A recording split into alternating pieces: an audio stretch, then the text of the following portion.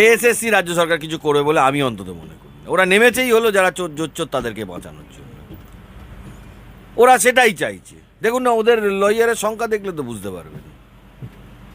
ওরা চাইছে ব্ল্যাঙ্ক ওয়েমারে যারা চাকরি করছে তাদের চাকরি থাকুক। ওরা চাইছে যাদের যাদের প্যানেল এক্সপায়ারির পরে চাকরি হয়েছে বা যারা পরীক্ষা না দিয়ে চাকরি করছে এটা লিগাল স্যাংশন পেয়ে যাক। এটা স্কুল সার্ভিস কমিশন এবং রাজ্য সরকার চাইছে। যদি মিনিমাম সেন্স থাকতো তাহলে একদিনে এই মামলা মিটে যায়। ডিএর ক্ষেত্রে রাজ্য সরকার ঝোলাতে চাইছে। রাজ্য সরকার কখনো চাইবে যে ডিএ পাক? না, চুরিটা হবে কি করে? যদি মামলা হয় তাহলে তো ভাইপোকে কোনোদিন জেলে যেতে হতে পারে। যদি সিবিআই তদন্ত আরও ঠিকভাবে হয় তাহলে তো ভাইপোকে জেলে যেতে হতে পারে। ওরা কোনোদিন চায়? কালীঘাটের কাকু পর্যন্ত ঠিক ছিল, তার পরের ধাপটায় যখন যাচ্ছে তখনই কিরণ যেন স্লো হয়ে যাচ্ছে, না কিরম আলগা দিয়ে দিচ্ছে, কিছু হচ্ছে না। এটা একদম সঠিক কথা বলেছেন, এটা নিয়ে আমি 100 আর একমত। ওই জায়গায় গিয়ে পুরো আটকে যাচ্ছে। এই তৃণমূলে যারা যারা আছে তারা একটা গুন্ডা, একটা বদমাইশ, একটা চোর, একটা ডাকাত, এই সারা রাজ্য জুড়ে ওরকম জামালের মতন প্রায় প্রতিটা এলাকাতেই 3-4টে করে আছে। একটা একটা করে মিডিয়ায় বেরোচ্ছে, তাই মিডিয়ার লোক দেখাচ্ছেন, মিডিয়া যারা আপনারা আছেন সাংবাদিকরা দেখাচ্ছেন। দেখুন, এটা তো ঘটনা যে সব সংখ্যালঘু একটা বড় অংশ তারা বামপন্থীদেরও ভোট দেননি, আবার তারা বিজেপিকেও ভোট দেয়নি, তারা গিয়ে তৃণমূলে ভোট দিয়েছে। ভাইপোর শাসন চলছে, পিসি ভাইপোর শাসন চলছে। এখানে কি এই পশ্চিমবাংলায় কোনোভাবেই কোনো আইনের শাসন নেই? যদি থাকতো তাহলে এসএসসি হতো না, যদি থাকতো তাহলে ফুড স্ক্যাম হতো না, যদি থাকতো তাহলে কয়লা পাচার হতো না, যদি থাকতো তাহলে গরু পাচার হতো না, আর কথা বলবো আনলিমিটেড। যদি থাকতো তাহলে সন্দেশখালি হতো না, যদি থাকতো এই জামালের মতন ঘটনা ঘটতো, আর বলার বাকিটা কি? যদি থাকতো তাহলে তপন দত্তর প্রাণটা যেত না, যদি থাকতো তাহলে বরুণ বিশ্বাসের প্রাণটা যেত না। আইন আদালত আছে, আইন আদালত আছে, আইন আছে নাকি এখানে পশ্চিমবাংলায়? এটা আমি বলবো না যে মামলাগুলোকে কোর্ট গুরুত্ব দিয়ে দিচ্ছে না। কোর্ট যখন মামলায় দেখে তো এটা গুরুত্ব দিয়েই দেখে, সেটা নিয়ে কোনো ডাউট নেই। এই রাজ্য সরকারের ভেনিতে আজকে করবো না, কালকে টাইম নেবো, পরশু অমুক করবো, তরশু তুসুক করবো, এটা আজকে আপনি এসএসসি মামলায় বলুন, আজকে যদি একটা সেগ্রিগেটেড লিস্ট তৈরি করে ওরা ওদের ওয়েবসাইটে দিয়ে দিতে এত ঝামেলা থাকতো? যদি বলতো যে অ্যালিগেশন অনুযায়ী 8,000 টেন্টেড বা 7,000 টেন্টেড, তাহলে এই 7,000 বা 8,000-এর বাইরে যে সংখ্যাটা আছে 25,000-এর মধ্যে, তাদের আর শুনানির প্রয়োজন নেই, তাদের মামলা শেষ, তারা আবার চাকরিতে চলে যাবে। এইবারে হিয়ারিংটাবেই 7,000 8,000 থাকবে কি থাকবে না। আমার বক্তব্য হচ্ছে একদিনে এটা হয় যে 17,000 বা 16,000 যেগুলো টেন্টেড না, একটা এ তো কলকাতা হাইকোর্টে হয়েছিল। বিচারপতিরা জানতে চেয়েছিল যে আর আছে, বলছে না আরও হতে পারে, আরও ইলিগ্যালিটি হতে পারে, এখনো আরও আছে। এটা তো আমাদের বক্তব্য না, এটা তো এসএসসি এবং রাজ্য সরকারের বক্তব্য। অনহত তারা বলছে, তাদের এপিডেভিটে অনহত তারা বলেছে। সেই জন্যই 26,000-এর এই অবস্থা এসে দাঁড়িয়েছে। যদি আজকে বলে যে 8,000 পেয়েছে আরও হতে পারে, তাহলে সাধারণ বোধবুদ্ধি সম্পূর্ণ মানুষ কি করবে? তা কি সে কি কোর্টের কি দায়িত্ব কোর্ট খুঁজে খুঁজে খুঁজে খুঁজে বার করবে? এটা হয় কখনো? দেখুন, রাজ্য সরকার জনগণের টাকা নিয়ে সুপ্রিম কোর্টে মামলা করছে। এই মামলা সুপ্রিম কোর্টে রাজ্য সরকারের যাওয়াটাই উচিত হয়নি। রাজ্য সরকারের স্ট্রেট গিয়ে বলা উচিত ছিল যে এইগুলো অভিযোগ আছে, এগুলোর বিরুদ্ধে কোনো অভিযোগ নেই। যে লোকগুলোর বিরুদ্ধে অভিযোগ নেই সেগুলো এমনি ছাড়া পেয়ে যেত, তাদের আর দৌড়তে হতো না। আজকে মামলাটা পেন্ডিং থাকা মানে যার অভিযোগ আছে তাকেও দৌড়তে হচ্ছে, যার কোনো অভিযোগ নেই, যেমন ইন সার্ভিস টিচাররা, তারা কিন্তু একটা চাকরি ছেড়ে আবার একটা চাকরি ছেড়ে আবার একটা চাকরি ছেড়ে এসেছে। তারা একটা মানে ভুল জায়গায় পড়ে গেছে নতুন চাকরি নিতে গিয়ে। এটা তো হয়েছে, অনেকেরই হয়েছে, এবং অনেক জেনুইন ক্যান্ডিডেটও আছে, তাদেরও ফাঁসতে হচ্ছে। উনি রক্ষা কবচ সারা জীবনই নেওয়ার জন্য দৌড় করে বেড়ান, অথচ শাহজাহান শেখকে ধরতে যান না, ওনার পুলিশ ধরে না। ওনার পিসি বলে শাহজাহান শেখ ভালো লোক, ওরকম শাহজাহানের মতন এলাকায় এলাকায় লোকজন আছে। এইসব শাহজাহান শেখ টেকের আমি মনে করি না যে জেল ফেল হওয়া উচিত। এরা যে ভাষা বোঝে এদেরকে সেই ভাষা বোঝানো উচিত না। রক্ষা কবচ চলে গেছে বলে তিনি লুকিয়ে গেছেন, বিষয়টা আমি এরকম চোখে দেখি না। কারণ তিনিও তো খুব ইনফ্লুয়েন্সিয়াল ব্যক্তিত্ব পশ্চিমবাংলার বুকে। তিনি বেসিক্যালি চেষ্টা করছেন যাতে কি করে অ্যারেস্টটাকে ইভেট করানো যায় বা কিভাবে কি করানো যায়, সেটা তিনি তো চেষ্টা করছেনই। সেটা আইনগত দিক দিয়েও চেষ্টা করছেন, অন্যভাবেও চেষ্টা করছেন। এখন এটা একদিনে সমস্যা মিটিয়ে দেওয়া যায়। রাজ্য সরকার ইচ্ছাকৃতভাবে আজকে এই যে স্যাগ্রিগেশন লিস্টটা কাকে দায়ী করবেন আপনি? এসএসসি তো একদিনে বানাতে পারে। আরে আমরাই জানি এই যে করিডোরে আমরা হেঁটে বেড়াচ্ছি, হাইকোর্ট বলুন সুপ্রিম কোর্টে বলুন হেঁটে বেড়াচ্ছি, এমনি লোকে বলে দিতে পারবে পুরো কারা কারা টেন্টেড, কারা কারা নন টেন্টেড, কারা জেনুইন, কারা ফলস, কারা ডুপ্লিকেট, এমনিই বলে দেওয়া যায়। আমরা বলতে পারছি, সিবিআই বলতে পারছে, আর এসএসসি বলতে পারছে না, এটা হয় নাকি? ও দেবে না। যারা জোচ্চুরি করেছে তাদের বাঁচানোর জন্য নেমেছে সরকার। আপনি দেখবেন সুপ্রিম কোর্টে মামলা হচ্ছে, আমরা নোটিশ পাচ্ছি না, যারা মামলা করছে তারা আগে সরকারকে নোটিশ দিয়ে দিচ্ছে, আমাদের নোটিশ না দিয়ে। এগুলো তুলবো তো হিয়ারিংয়ে। এরকম অনেক মামলা হয়েছে, অরিজিনাল রিট পিটিশনার তারা নোটিশ পেল না, রাজ্য সরকার, স্কুল সার্ভিস কমিশন এরা সব নোটিশ পেয়ে যাচ্ছে। নিজেদের মধ্যে আন্ডারস্ট্যান্ডিং না থাকলে এটা হয়। তারা গিয়ে স্কুল সার্ভিস কমিশন আর রাজ্য সরকারকে কপি ধরাচ্ছে, কারণ আমাদেরকে তো রিট পিটিশনার যারা ছিল তাদেরকে কপি ধরাতে পারে, কারণ এগুলো এখনো কোর্টের নজরে আসেনি। আসবে, এগুলো কোর্টের নজরে আসবে। এগুলো রাজ্য সরকারের তরফ থেকে ইচ্ছাকৃতভাবে বিভিন্ন কোর্টে এই জিনিসটা করছে, এবং এমনকি হাইকোর্টেও করে এই জিনিসটা। না দেখুন, তাদের ফেজ যে তারিখ পে তারিখের মধ্যে কাজ করছে এটা বলাটা ঠিক না। কারণ এসএসসি মামলাতে দেখবেন আপনারা হিয়ারিংয়ের সময় প্লিডিংস কমপ্লিট হয়নি, এটা হয়েছে, তারপরে একটা ছোট ডেট দিয়েছেন। এইটুকু সময় তো আদালতে লাগতেই পারে। এটা যে তারিখ পে তারিখ বলা সঠিক হবে এটা নয়। তা ডেফিনেটলি তো মামলাটা শুনানি হচ্ছে, কি রায় হবে সেটা তো কেউ জানে না। কিন্তু আমাদের বক্তব্য ছিল শুনানিটা তাড়াতাড়ি হোক, যে আমরা যে অর্ডার থেকে এবং বিভিন্ন ডকুমেন্টস থেকে যে তথ্যটা উঠে আসছে তাতে অ্যারাউন্ড 8,000 মতো, 7,500 থেকে 8,000 মতো অযোগ্যদের তালিকা আছে, তারা চাকরি কোনোভাবে পেতে পারে না। এসএসসি বলতে চাইছে না, স্কুল সার্ভিস কমিশন সেটা বলতে চাইছে না। বিষয়টা হলো কল্যাণ বন্দ্যোপাধ্যায় একজন রাজনৈতিক দলেরও প্রতিনিধি, তিনি প্রতিনিধিত্ব করছেন, সম্মান জানিয়েই বলছি, তিনি প্রতিনিধিত্ব করছেন টেন্টেড ক্যান্ডিডেটদের বা নন টেন্টেড ক্যান্ডিডেট যাদেরই হোক, তিনি প্রতিনিধিত্ব করছেন মূলত রাজ্য সরকারের। হয়তো খাতায় কলমে তিনি একজনের হয়ে দাঁড়াচ্ছেন, কিন্তু বেসিক্যালি তিনি রাজ্য সরকারের একজন প্রতিনিধি। তো তার বাইরে তিনি কি বলবেন? তিনি তো রাজ্য সরকারের একজন প্রতিনিধি। এখানেও জজ সাহেব আমার দেখে যেটা মনে হচ্ছে যে দেখুন, এটা তো অনেক সময় ধরুন আমি একটা পক্ষ হয়ে লড়ছি, আমার পক্ষর হয়ে আমি কথা বলছি না, আমি যেটা চিন্তার বিষয় নিয়ে বলছি। হয়তো মাথার মধ্যে এটা কোনোভাবে বিচারপতিরা ভাবছেন যে দেখুন এই প্রক্রিয়াটার মধ্যে তো সবাই চুরি করে পেয়েছে, এটা নয়, তাদেরকে কোনোভাবে হয়তো বাঁচানো যায় কি যায় না সেটা হয়তো ভাবছেন।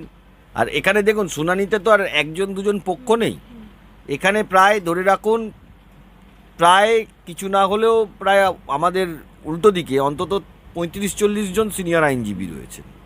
আমার যা হিসাবে, কতটা আছে আর একবার দেখতে হবে, 30 জন তো হবেই। তারপরে ধরুন রাজ্য সরকার আছে, বোর্ড আছে, স্কুল সার্ভিস কমিশন আছে, এরকম একটা ক্যান্ডিডেটরা রয়েছে। ক্যান্ডিডেটদের মধ্যে প্রচুর ভাগ রয়েছে, যেরকম টেন্টেড ক্যান্ডিডেট আছে, নন টেন্টেড ক্যান্ডিডেট আছে। টেন্টেড ক্যান্ডিডেটের মধ্যে আবার দুটো ভাগ আছে, কেউ প্যানেল এক্সপায়ারির পরে চাকরি পেয়েছে, তাদের একটা ভাগ আছে। যারা প্যানেল এক্সপায়ারির তারপরে আপনাদের ব্ল্যাঙ্ক ওয়েমার খালি খাতা নিয়ে জমা দিয়েছে, কেউ পরীক্ষায় বসেনি, এরকম টেন্টেড ক্যান্ডিডেটের অনেকগুলো ভাগ আছে। যে 2-4টে ভাগ আছে তা না, এরকম অনেকগুলো ভাগ আছে। হ্যাঁ, ভাগের মধ্যে আছে। তারপরে ধরুন জেনুইন ক্যান্ডিডেটরা আছে।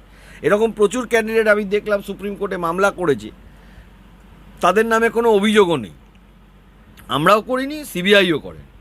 তারা হয়তো পেয়েছেন ভালোভাবে, ঠিকভাবে পরীক্ষা দিয়েই পেয়েছেন। এই যে কলকাতা হাইকোর্টে মামলা হয়েছিল, সেখানে ওয়েমারগুলো সবার জন্য খুলে দেওয়া হয়েছিল। প্রত্যেক ক্যান্ডিডেট গিয়ে তাদের ওয়েমার দেখে এসে বলেছে যে এটা আমার ওয়েমার মিলছে।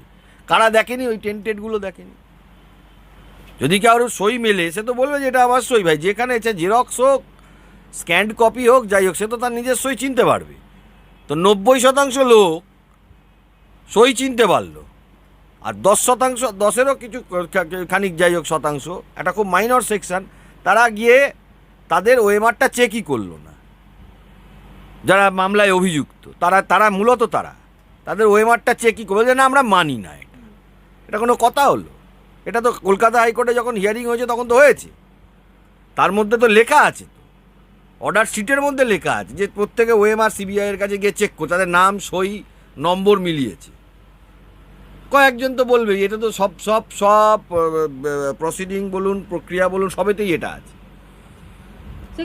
পূর্ণাঙ্গ শুনানি করতেই মামলাটার সময়ও একটু লাগবে, এটা একেবারে অস্বীকার করার জায়গা নেই, কারণ প্রত্যেকেরই কিছু না কিছু সময় লাগবে। ধরুন এক একটা গ্রুপ, ধরুন 15টা গ্রুপ, সবাইকে তো একেবারে 25,000 লোককে তো আর শুনতে পারবে না। মোটামুটি যারা সুপ্রিম কোর্টে গেছে তাদেরকে প্রত্যেককে ইন্ডিভিজুয়ালি কিছু 15 মিনিট হোক, 20 মিনিট হোক, 1 ঘন্টা হোক, সবাইকেই কিছু না কিছু শুনতে হবে। সেটা শোনার পরে শুনানি এগোলে তারপরে আমরা বলতে পারবো যে কোন দিকে কি যাচ্ছে না যাচ্ছে, কিভাবে কি গড়াচ্ছে না গড়াচ্ছে।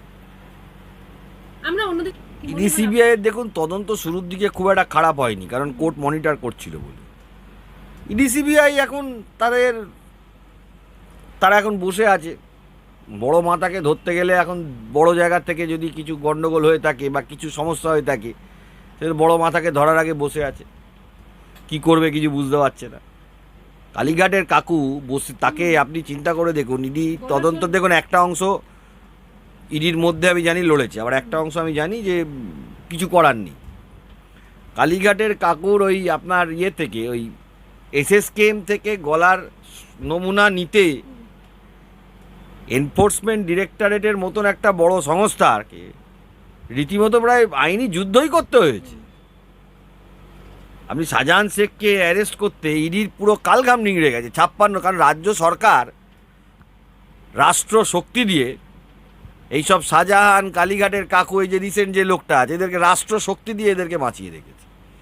এই কালীঘাটের কাকুর যে ভয়েস নেওয়া হয়েছে এবং তার যে বিভিন্ন এই লিপস অ্যান্ড বাউন্স, যেটা নিয়ে মূল অভিযোগ, লিপস অ্যান্ড বাউন্সের জল নাকি বাজারে বিক্রি হতো। আমি তো জীবনে কোনোদিন লিপস অ্যান্ড বাউন্সের জল শুনিনি। তো এটা নিয়ে আমার মনে হয় তদন্ত ইডি এবং সিবিআই এর করা খুব তারা আবশ্যক এবং দরকার। এতদিন তৎপরটা হচ্ছে না কেন আমি তো সেটাই বুঝতে পারছি না। ইডি সিবিআই এর তো বলা উচিত যে সুপ্রিম কোর্টের কাছে গিয়ে পিটিশন করে ওকে আমায় হেফাজতে নিতে হবে, কাস্টোডিয়াল ইন্টারোগেশনের প্রয়োজন আছে।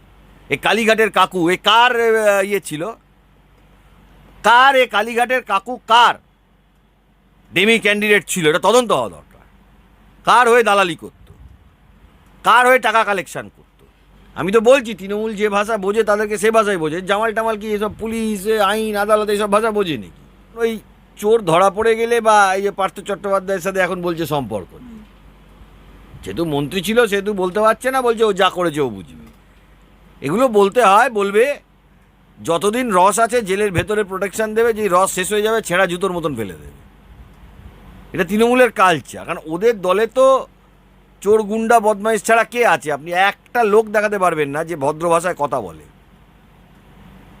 ভাষাই ঠিক নেই, চলন বলন ঠিক নেই। তৃণমূলের কাউন্সিলর থেকে এমএলএ এগুলোর কম পয়সা নাকি? সব কালেকশন করে রাখার জন্য বসে আছে। অবৈধ, অবৈধই তো। ওই কালীঘাটে দেখুন না কতগুলো প্রপার্টি কালীঘাটে ভাইপোর নামে আর ভাইপোর পরিবারের নামে আছে, দেখতে হবে তো। সব তো দখল করে বসে আছে, এদের চমকে নিয়েছে অথবা ইয়ে করে নিয়েছে। সারা পশ্চিমবাংলাতে তাই শাহজাহান শেখ যে জমিগুলো দখল করেছে, বিধায়কদের পাহারাদার হিসাবে রেখেছে যাতে করে ওরা এলাকা থেকে কালেকশনটা করে ভাইপো অবধি, কালীঘাট অবধি পৌঁছতে পারে। এটা করার জন্যই বিধায়ক আছে। আপনি বলুন তো একটা কোন ভদ্র দেশে নির্বাচনে জেতা হারা হয়? উন্নত দেশগুলোয় দেখুন নির্বাচনে এক পক্ষ জেতে এক পক্ষ হারে, হারার পর তাদেরকে মারতে থাকবে। দেখুন মার দিতে দিতে দিতে দিতে একটা জায়গা চলে আসবে না, তখন মানুষ মার দিয়েও আর কিছু করতে পারবে না, পাল্টা মারের টাইম চলে আসবে। আজকে যদি একটা বাবা দেখে তার মেয়েকে তুলে নিয়ে যাচ্ছে, তার স্ত্রীকে তুলে নিয়ে যাচ্ছে একজন হাজব্যান্ড দেখে, 1 দিন 2 দিন 3 দিন করতে পারবে, 4 দিন 5 দিনের মাথায় কিন্তু তখন আর আইন বলে কোনো জিনিস থাকবে না, তখন কিন্তু মানুষকে আইন হাতে তুলে নিতে হবে, এটা আসবে। ব্রিটিশরা যখন ভারতবর্ষ শাসন করেছিল তখন মানুষকে হাতে আইন তুলে বিপ্লবীদের তুলে নিতে হয়েছিল, কিছু করার ছিল না। এ রাজ্যে আইনের শাসন নেই, এ রাজ্যে আছে পিসি ভাইপো শাসন। এই পিসি ভাইপোর যেগুলো চেলা চামুন্ডা রয়েছে তারাই দেশ চালাচ্ছে এবং শাসন করছে, দেশ চালিয়ে যাচ্ছে। পিসি শাসন ভাইপো শাসন চলছে, তো আইনের কোনো শাসন নেই পশ্চিমবাংলাতে, এটা বাস্তব ঘটনা। আপনি দেখুন বেআইনি নির্মাণ, হাজার হাজার বেআইনি নির্মাণ হয়ে যাচ্ছে, শিকার হচ্ছে কে? ওই আপনার গার্ডেন রিচ কাণ্ডে কিছু সাধারণ মানুষ, তাদের জানটা চলে গেল।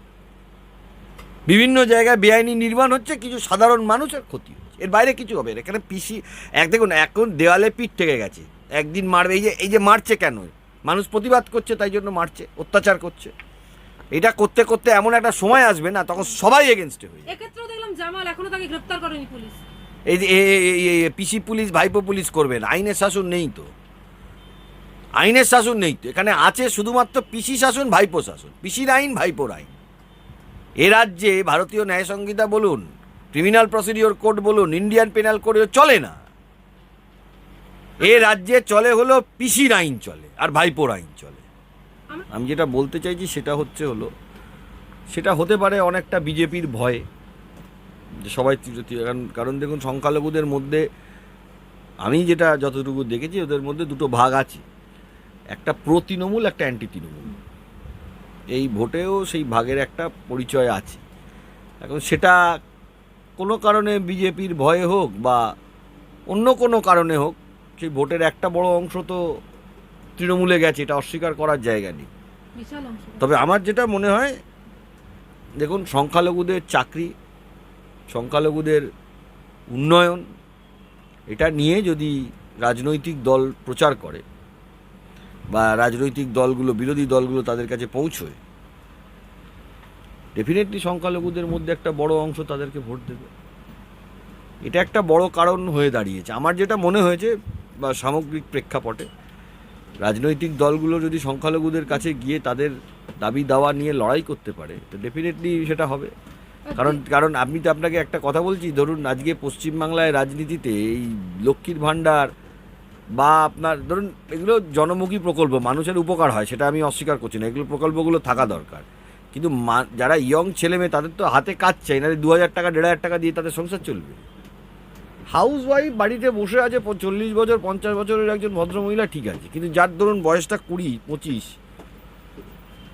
তার যদি 10টা বছর চলে যায় বা 15টা বছর চলে যায়, ঠিক আছে, তার তো জীবনটা শেষ হয়ে গেল। আজকে আমার যা বয়স, আমার যদি 10 বছর চলে যায়, কি হবে? কিছুই হবে না। কিন্তু যে ছেলেটা বা যে মেয়েটার 24, 25, 22, 23, 26, 27 বয়স, তার যদি 10টা বছর চলে যায় বা 15টা বছর চলে যায়, তার জীবনটা শেষ হয়ে গেল। তো বলেছেন যেটা ভালো মনে করেছেন বিরোধী দলনেতা, সেটা বলেছেন।